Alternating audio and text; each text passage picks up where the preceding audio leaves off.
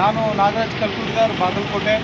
ಇದು MSc MTech ಆಗಿದ್ದು professional geospatial engineer ಮತ್ತು ಸಾಮಾಜಿಕ ಕಾರ್ಯಕರ್ತ. ಸದ್ಯ ನಾನು ಸ್ವಚ್ಛ ವಿಧಾನಸಭೆ ಅಭಿಯಾನವನ್ನು ಕೈಗೊಂಡಿದ್ದೇನೆ. ಈ ಒಂದು ಅಭಿಯಾನದ ಮುಖ್ಯ ಉದ್ದೇಶ ರಾಜ್ಯ ಜನತೆಯಲ್ಲಿ ಮನವಿ ಮಾಡ್ತಾ ಸಾಗ್ತಾ ಇದ್ದೇನೆ. ಭ್ರಷ್ಟರನ್ನು, ಕೋಮುವಾದಿಗಳನ್ನು, ಕ್ರಿಮಿನಲ್ಗಳನ್ನು ಅಧಿಕಾರದಿಂದ ದೂರ ಇಡಿ ಮತ್ತು ಭ್ರಷ್ಟರಲ್ಲದ, ಕೋಮುವಾದಿಯಲ್ಲದ, ಜನಪರ ಕಾಳಜಿ ಇರ್ತಕ್ಕಂಥ ಪ್ರಬುದ್ಧರು, ವಿದ್ಯಾವಂತರು, ಸುಸಂಸ್ಕೃತರು ಚುನಾವಣೆ ಸ್ಪರ್ಧೆ ಮಾಡಿ ಗೆದ್ದು ವಿಧಾನಸಭಾ ಪ್ರವೇಶಕ್ಕೆ ಮುಂದೆ ಬರಬೇಕು ಅಂತೇಳಿ ಎರಡು ವಿಚಾರ ಇಟ್ಕೊಂಡು ಸಾಗ್ತಾ ಇದ್ದೇನೆ. ಇದೆಲ್ಲ ಯಾಕೆ ಮಾಡ್ತಾ ಇದ್ದೀನಿ ಅಂದರೆ, ನಾವೆಲ್ಲ ಇವತ್ತು ನೋಡ್ತೀವಿ ದಿನೇ ದಿನೇ ಭ್ರಷ್ಟಾಚಾರ, ಅತ್ಯಾಚಾರ, ಅಕ್ರಮವು, ಅನ್ಯಾಯಗಳು ಮಿತಿ ಮೀರ್ತಾ ಇದ್ದಾವೆ. ಇದನ್ನು ಯಾರು ಪ್ರಶ್ನೆ ಮಾಡ್ತಾರೋ ಅವ್ರ ಮೇಲೆ ದಬ್ಬಾಳಿಕೆ ಮಾಡಿ, ದೌರ್ಜನ್ಯ ಮಾಡಿ, ಇಲ್ಲ ಗೂಂಡಾಗಿರಿ ಮಾಡಿ ಆ ಧ್ವನಿಯನ್ನು ಹತ್ತಿಕ್ತಾರೆ, ಇಲ್ಲ ಸುಳ್ಳು ಪ್ರಕರಣ ದಾಖಲೆ ಮಾಡುವ ಮುಖಾಂತರ ಮಾನಸಿಕವಾಗಿ ಹಿಂಸೆ ಕೊಡ್ತಾರೆ ಯಾರು ಅಧಿಕಾರದಲ್ಲಿ ಇದ್ದವರೇ. ಹಾಗಾಗಿ ನಾನು ಹಾಕಿರೋದು ಸ್ವಾತಂತ್ರ್ಯ, ಸಮಾನತೆ ಮತ್ತು ಪ್ರಜಾಪ್ರಭುತ್ವ ಉಳಿವಿಗಾಗಿ. ಇವತ್ತು ನಮ್ಮ ಸ್ವಾತಂತ್ರ್ಯ ಮತ್ತು ಪ್ರಜಾಪ್ರಭುತ್ವ ಗಂಡಾಂತರದಲ್ಲಿದ್ದಾವೆ. ನಾವು ಇವತ್ತು ಅಧಿಕಾರದಲ್ಲಿ ಇರ್ತಕ್ಕಂಥವ್ರು ಪ್ರಶ್ನೆ ಮಾಡೋ ಹಾಗಿಲ್ಲ. ಇವತ್ತು ಅವರು ನಮ್ಮ ಮೇಲೆ ದಬ್ಬಾಳಿಕೆ ಮಾಡಿ ಸರ್ವಾಧಿಕಾರಿ ಅಂತ ಆಡಳಿತ ನಡೆಸಿದ್ದಾರೆ. ಹಾಗಾಗಿ ಇಂಥ ಒಂದು ಭ್ರಷ್ಟ ವ್ಯವಸ್ಥೆ ಬದಲಾವಣೆ ಆಗಬೇಕು ಅಂದರೆ ಮತದಾರರು ಅಂದರೆ ಜನರು ಏನಿದೆ ಪ್ರಾಮಾಣಿಕವಾಗಿ ಹಣ, ಹೆಂಡ, ಸೀರೆ, ಪಂಚೆ ಇನ್ನಿತರ ಯಾವುದೂ ಆಮಿಷಕ್ಕೆ ಒಳಗಾಗದೆ, ಜಾತಿ, ಧರ್ಮ ಅಂತೆಲ್ಲ ನೋಡದೆ ಜನಪರ ಕಾಳಜಿ ಇರ್ತಕ್ಕಂಥರ ಅವರು ಪ್ರಬುದ್ಧರನ್ನು, ಉತ್ತಮರನ್ನು ಆಯ್ಕೆ ಮಾಡಿ ವಿಧಾನಸಭೆಗೆ ಕಳಿಸ್ಬೇಕು ಅಂತೇಳಿ ನಾನು ಮನವಿ ಮಾಡ್ತೇನೆ. ಈ ಒಂದು ಅಭಿಯಾನ ಬಾಗಲಕೋಟೆಯಿಂದ ಬೆಂಗಳೂರಿಗೆ ಈಗ ತಲುಪಿದೆ. ಇನ್ನು ಮುಂದೆ ಕರ್ನಾಟಕದ 31 ಜಿಲ್ಲೆ ಆಯಾ ಎಲ್ಲ ವಿಧಾನಸಭಾ ಕ್ಷೇತ್ರಗಳಿಗೆ ಒಂದು ಅಭಿಯಾನ ತಗೊಂಡು ಹೋಗ್ತಾ ಇದ್ದೀವಿ. 2028ಕ್ಕೆ ರಾಜ್ಯದಲ್ಲಿ ಒಂದು ರಾಜಕೀಯ ಬದಲಾವಣೆ, ಒಂದು ಕ್ರಾಂತಿಕಾರಿ ಬದಲಾವಣೆ ಆಗಲೇಬೇಕಾಗಿದೆ. ಭ್ರಷ್ಟರನ್ನ, ಕೋಮುವಾದಿಗಳ, ಕ್ರಿಮಿನಲ್ಗಳನ್ನು ನಾವು ಅಧಿಕಾರದಿಂದ ದೂರ ಇರಲೇಬೇಕಾಗಿದೆ. ಈ ಒಂದು ಜವಾಬ್ದಾರಿಯನ್ನು ಪ್ರತಿಯೊಬ್ಬ ಕರ್ನಾಟಕ ಪ್ರಜೆ ಹೊರಬೇಕಾಗ್ತದೆ, ಒಂದು ಬದಲಾವಣೆ ತರಬೇಕಾಗ್ತದೆ. ನಮಸ್ಕಾರ.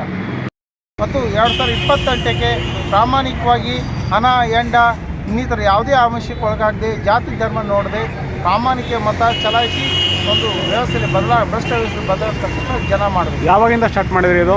ಇದು ನವೆಂಬರ್ 1 ಪ್ರಾರಂಭ ಮಾಡಿದ್ದೇವೆ. ಈಗಾಗಲೇ ನಾನು ಬಾಗಲಕೋಟೆಯಿಂದ ಹುಬ್ಬಳ್ಳಿ, ಹಾವೇರಿ, ದಾವಣಗೆರೆ, ದುರ್ಗ, ತುಮಕೂರುವರೆಗೂ ತಲುಪಿ ಮತ್ತೆ ತುಮಕೂರಿಂದ ಬೈ ಟ್ರೈನ್ ಶಿವಮೊಗ್ಗ ಹೋಗಿ ಈಗ ಶಿವಮೊಗ್ಗ, ಚಿಕ್ಕಮಗಳೂರು, ಹಾಸನ ಮಾರ್ಗ. ನೀವು ಟ್ರೈನಲ್ಲಿ ಬಂದ್ರ ಈಗ? ಇಲ್ಲ, ಇದು ಮತ್ತೆ ಪಾದಯಾತ್ರೆನೇ ಇದೆ. ಎಲ್ಲಲ್ಲಿ ಜಂಗಲ್ ಇದ್ದಲ್ಲಿ, ಹುಷಾರಿದ್ದಲ್ಲಿ ಮಾತ್ರ ನಾವು ವಾಹನ ಯೂಸ್ ಮಾಡ್ತೀವಿ. ಇಲ್ಲಾಂದ್ರೆ ದಾರಿ ಇದ್ದಕ್ಕೂ ಜನರನ್ನು ಮಾತಾಡಿಸ್ತಾ ಜನರಿಗೆ ಈ ಒಂದು ವಿಚಾರ ತಿಳಿಸ್ತಾ ಸಾಕ್ತಾ ಇದ್ದೀವಿ. ಎಲೆಕ್ಷನ್ ಪ್ರಾರಂಭ ಆಗೋವರೆಗೂ ಮಾಡ್ತೀರಾ? ಹೌದು. ನೀವು ಕಂಟೆಸ್ಟೆಂಟ್ ಮಾಡ್ತೀರಾ? ಹೌದು, ನಾನು ಕಂಟೆಸ್ಟ್ ಮಾಡಿದ್ದೀನಿ ಈಗಾಗಲೇ. ಯಾವ ಕ್ಷೇತ್ರದಲ್ಲಿ? ಬಾಗಲಕೋಟೆ ವಿಧಾನಸಭಾ ಕ್ಷೇತ್ರದಿಂದ ಪ್ರಾಮಾಣಿಕವಾಗಿ ಚುನಾವಣೆ ಮಾಡಿದ್ದೀನಿ. ಯಾರಿಗೂ ಹಣ ಹಂಚಿಲ್ಲ, ಹೆಂಡ ಹಂಚಿಲ್ಲ, ಜಾತಿ, ಧರ್ಮ ಯಾವುದೂ ಕೇಳಿದೆ ಪ್ರಾಮಾಣಿಕವಾಗಿ ಮತ ಕೇಳಿದ್ದೀನಿ. ಒಂದಿಷ್ಟು ಜನ ಮತ ಹಾಕಿದ್ದಾರೆ, ಇಲ್ಲ ಅಂತಲ್ಲ, ಆದರೂ ಅಷ್ಟಕ್ಕೆ ಸಾಗದು. ಅದು ನಾವು ಸೋತಿದ್ದೀವಿ ಅಂತೇಳಿ ನಾವು ಕೈ ಕಟ್ಟಿ ಕೂಡಲ್ಲ. ಗೆಲ್ಲೋವರೆಗೂ ನಾವು ಇದು ನಮ್ಮ ಪ್ರಯತ್ನ ನಾವು ಮುಂದುವರಿಸ್ತೇವೆ. ನೀವು ಒಬ್ಬರಿಂದ ಸಾಧ್ಯ ಆಗುತ್ತೆ ಅನ್ಕೋತೀರಾ ನೀವು? ಒಬ್ಬರಿಂದ ಅಂತನೋ ವಿಚಾರ ಇದು ಭಾಳ ಜನರಲ್ಲಿದೆ. ನಾಗರಾಜ್ ಒಬ್ಬನೇ ಮಾಡ್ತಾ ಇದ್ದೇನೆ, ಇದು ಏನೋ ಮಾಡ್ಕೊಂಡು ಹೋಗ್ತಾ ಇದ್ದೇನೆ ಅಂತ ದೂರ ಕೈ ಕಟ್ಟಿ ನಿಲ್ಲಬೇಡ್ರಿ.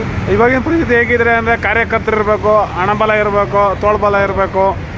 ಅಂಥವ್ರು ಮಾತ್ರ ರಾಜಕಾರಣ ಮಾಡೋಕ್ಕಾಗುತ್ತೆ. ಅಂಥವ್ರು ಮಾತ್ರ ಎಲೆಕ್ಷನಲ್ಲಿ ನಿಂತ್ಕೋಬೋದು, ಗೆಲ್ಬೋದು ಅಥವಾ ಸೋಲ್ಬೋದು ಅನ್ನೋ ಲೆಕ್ಕಾಚಾರ ಈಗಿನ ರಾಜಕೀಯ ಪರಿಸ್ಥಿತಿ ಇದೆ. ನೀವು ಈ ಪರಿಸ್ಥಿತಿಯಲ್ಲಿ ಹೇಗೆ ನಿಭಾಯಿಸ್ತೀರಾ ಇದನ್ನೆಲ್ಲ? ಹೌದು, ನೋಡಿ, ಈಗ ತಾವೆಲ್ಲ ನೋಡ್ತೀರಿ, 3 ರಾಜಕೀಯ ಪಕ್ಷಗಳು ತಮ್ಮಲ್ಲಿರ್ತಕ್ಕಂಥ ಅಧಿಕಾರ, ಹಣಬಲ, ತಮ್ಮ ಸಂಘಟನಾ ಬಲವನ್ನು ಬಳಸ್ಕೊಂಡು ಅವರು ಚುನಾವಣೆ ನಿಲ್ತಾ ಇದ್ದಾರೆ. ಈ 3 ರಾಜಕೀಯ ಪಕ್ಷಗಳು ಇಡೀ ಚುನಾವಣಾ ವ್ಯವಸ್ಥೆನ ಭ್ರಷ್ಟಗೊಳಿಸಿದ್ದಾರೆ. ಇದು ಜನ ಗಮನಿಸಬೇಕು. ಅದು ನಿಮಗೂ ಚೆನ್ನಾಗಿ ಗೊತ್ತಿದೆ. ಅದು ನಾವಾಗಲ್ಲ, ನಮ್ಮಿಂದೆ ನಮ್ಮ ಹತ್ರ ಹಣ ಇಲ್ಲದೆ ಇದ್ದರೂ, ಜನ ಇಲ್ಲದೆ ಇದ್ದರೂ ನಾವು ಪ್ರಾಮಾಣಿಕವಾಗಿ ಚುನಾವಣೆ ಮಾಡ್ತಾ ಇದ್ದೇವೆ. ಚುನಾವಣೆಗಾಗಿ ಹಣನ ಬೇಕು, ಜನನ ಬೇಕಂತೇನಿಲ್ಲ. ವ್ಯಕ್ತಿ ಪ್ರಾಮಾಣಿಕವಾಗಿರಬೇಕು. ಚುನಾವಣೆಗೇನು ಅದೇನು ನಾವು ಫೀಸ್ ಕಟ್ತೀವಿ, ನಾಮಿನೇಷನ್ಗೆ ಒಂದು 15,000 ಮತ್ತು ಕ್ಯಾಂಡಿಡೇಟ್ ಜೊತೆ ಒಂದು 5-10 ಜನ ಪ್ರಾಮಾಣಿಕವಾಗಿ ಬಂದು ಮತ ಕೇಳೋದು ಅಷ್ಟು ಸಾಕು. ಇವರೇನು ಚುನಾವಣೆಯನ್ನು ಇವರು ಜಾತ್ರೆ ಮಾಡಿಬಿಟ್ಟಿದ್ದಾರೆ. ನಾವು ಜಾತ್ರೆಗೆ ಹೋದಾಗ ನೋಡ್ತೀವಿ, ದುಂದು ವೆಚ್ಚ ಮಾಡ್ತೀವಿ. ಆ ರೀತಿಯಾಗಿ ಹಣ, ಹೆಂಡ ಹಂಚಿ ಚುನಾವಣೆ ಗೆಲ್ತಾ ಇದ್ದಾರೆ. ಈ 3 ರಾಜಕೀಯ ಪಕ್ಷಗಳು ಇಡೀ ಚುನಾವಣಾ ವ್ಯವಸ್ಥೆಯನ್ನು ಭ್ರಷ್ಟಗೊಳಿಸಿದ್ದಾರೆ. ಅದೇ ಕಾರಣಕ್ಕೆ ಅವರು ಭ್ರಷ್ಟಾಚಾರ ಮಾಡ್ಕೊಂಡು ಮುಂದುವರಿತಾ ಇದ್ದಾರೆ. ಜನ ಇದನ್ನು ತಿರಸ್ಕಾರ ಮಾಡಬೇಕು. ಸಜ್ಜನರನ್ನು, ಪ್ರಾಮಾಣಿಕರನ್ನು ತಾವು ಆಯ್ಕೆ ಮಾಡಿ ವಿಧಾನಸಭೆಗೆ ಮತ್ತು ಲೋಕಸಭೆಗೆ ಕಳಿಸ್ಬೇಕು. ಇದಕ್ಕೆ ನೀವು ಖರ್ಚು ವೆಚ್ಚ ಎಲ್ಲ ಹೇಗೆ ಮಾಡ್ತೀರಾ ಸರ್? ಇದು ಸ್ವಂತನೂ ಖರ್ಚು ಮಾಡ್ತೀವಿ. ಜನ ತಾವಾಗಿ ಬಂದು ಯಾರು ಡೊನೇಟ್ ಮಾಡ್ತಾರೋ ನಾವು ತೊಗೊಳ್ತೀವಿ. ನಾವಾಗಿ ಯಾರ ಹತ್ರ ಏನು ಕೇಳ್ತಾ ಇಲ್ಲ. ಸೊ ಹಂಗೆ ನೋಡಿದ್ರೆ ತನು ಮನದಿಂದ ನಮ್ಮ ಜನರ ಬೆಂಬಲ ಬೇಕೇ ಬೇಕು. ಯಾಕಂದರೆ ಜನ ಬೆಂಬಲ ಎದ್ದು ನಿಂತರೆ ಒಂದಾಗಿ ಒಗ್ಗಟ್ಟಾಗಿ ಅಂಥ ಸರ್ವಾಧಿಕಾರಿಯನ್ನು ಕೂಡ ನಾವು ಕೆಳಗಿಳಿಸ್ಬೋದು, ಮನಸ್ಬೋದು. ನಿಮ್ಮ ಮೂಲ ಉದ್ಯೋಗ ಏನು? ನಿಮ್ಮ ಮೂಲ ಪ್ರೊಫೆಷನಲಿ ಜಿಯೋಸ್ಪೇಷಲ್ ಇಂಜಿನಿಯರು. ನಾನು ಮುಂಬೈ, ಪುಣೆ ಮತ್ತು ಜರ್ಮನಿನಲ್ಲೆಲ್ಲ ಕೆಲಸ ಮಾಡಿದ್ದೇನೆ. ಬೆಂಗಳೂರಲ್ಲೇ ಕೆಲಸ ಮಾಡ್ತಿದ್ದೆ ಪ್ರೈವೇಟ್ ಕಂಪ್ನಿ ಮ್ಯಾನೇಜರ್ ಆಗಿ. ಇಲ್ಲಿ ಬೆಂಗಳೂರಲ್ಲಿ ನಾವು ಹಲವಾರು ಈ ಭ್ರಷ್ಟಾಚಾರಗಳನ್ನು ನೋಡಿದ್ದೀನಿ. ಎಲ್ಲೆಲ್ಲಿ ಸುಲಿಗೆ ಮಾಡೋದನ್ನು ನೋಡಿದ್ದೀನಿ, ರೋಡಲ್ಲಿ ಜನಗಳ ಸುಲಿಗೆ ಮಾಡೋದು ನೋಡಿದ್ದೀನಿ, ಆಫೀಸಲ್ಲಿ ಸುಲಿಗೆ ಮಾಡೋದು ನೋಡಿದ್ದೀನಿ. ಹಾಗಾಗಿ ನನಗನ್ನಿಸ್ತು ನಾವು ಯಾಕೆ ಕೈ ಕಟ್ಟಿ ಕೂಡಬೇಕು, ಈ ಭ್ರಷ್ಟರ ಆಡಳಿತದಲ್ಲಿ ನಾವು ಕೈ ಕಟ್ಟಿಕೊಂಡು ತಲೆ ಬಗ್ಸಿ ಗುಲಾಮರಂತೆ ನಾವು ಯಾಕೆ ಬದುಕಬೇಕು, ಯಾರು ಜೊತೆ ಆದರೂ ಸರಿ, ಜೊತೆ ಆಗದೇ ಇದ್ದರೂ ಸರಿ, ಈ ಒಂದು ಪ್ರಯತ್ನ ಮುಂದುವರ್ಸೋಣ ಅಂತ ನಾನು ಪ್ರಾರಂಭ ಮಾಡಿದ್ದೇನೆ. ನೀವು ಹೇಳಿ ಸರಿ ಆಯಿತು. ಇವಾಗ ಉದ್ಯೋಗ ಬಿಟ್ಟು ಕೆಲಸ ಮಾಡ್ತಿದ್ದೀರಾ? ಹೌದು, ಮಾಡಲೇಬೇಕು. ಯಾಕಂದ್ರೆ ಏನಾಗಿದೆ ಅಂದ್ರೆ ಜವಾಬ್ದಾರಿ ತಗೊಂಡಿದ್ದೀರಾ? ಹೌದು. ಈಗ ನಾವು ಸ್ಯಾಟರ್ಡೆ ಸಂಡೇ ಅಷ್ಟೇ ಮಾಡಿ ನೋಡಿದ್ವಿ ಬೆಂಗಳೂರು ಇದ್ದಾಗ, ಅದು ಸಾಕಾಗಲ್ಲ. ಯಾಕೆಂದರೆ ಇವರು ಅಧಿಕಾರ ಬಲ, ಹಣೆ ಬಲ, ತೋಳ್ಬಲ, ಅವರ ಸಂಘಟನಾ ಬಲದ ಮುಂದೆ ನಮ್ಮ ಶಕ್ತಿ ಭಾಳ ತುಂಬ ಚಿಕ್ಕದು. ನೀವು ಜನರಿಗೆ ಜಾಗೃತಿ ಮೂಡಿಸ್ತಾ ಇದ್ದೀರಾ ಈ ಮೆರವಣಿಗೆ ಮೂಲಕ? ಹೌದೌದು, ಪಾದಯಾತ್ರೆ ಮೂಲಕ. ಹೌದು. ಯಾಕೆ ಜನ ಏನಾಗಿದೆ ಅಂದರೆ ಭ್ರಷ್ಟರ ಈ ಗೂಂಡಾ ರಾಜಕಾರಣಕ್ಕೆ ಇದೆಲ್ಲ ಎದುರ್ಕೊಂಡಿದ್ದಾರೆ, ಮುಕ್ತವಾಗಿ ಬರಲಿಕ್ಕೆ ಭಯ ಪಡ್ತಾರೆ. ಹಾಗಾಗಿ ನಾವೇನು ಮಾಡಿದ್ವಿ, ನೀವು ಜೊತೆ ಬರ್ತಿರೋ ಇಲ್ಲೋ ಅದು ನಾವು ಈಗ ಸದ್ಯಕ್ಕೆ ತಲೆ ಕೆಡ್ಸ್ಕೊತಾ ಇಲ್ಲ. ಎಷ್ಟು ಸಾಧ್ಯವೋ ಅಷ್ಟು ಈ ವಿಚಾರವನ್ನು ಹೆಚ್ಚು ಜನರಿಗೆ ತಲುಪಿಸೋ ಕೆಲಸವನ್ನು ಮಾಡ್ತಾ ಇದ್ದೇನೆ. ಜೊತೆಯಾಗಿ ಜನ ಬಂದರೆ ಇನ್ನೂ ಒಳ್ಳೆಯದು, ಬರಲಿ ಅಂತ ಕೂಡ ನಾನು ಬಯಸ್ತೇನೆ. ಒಳ್ಳೆಯದಾಗಲಿ. ನಮಸ್ಕಾರ.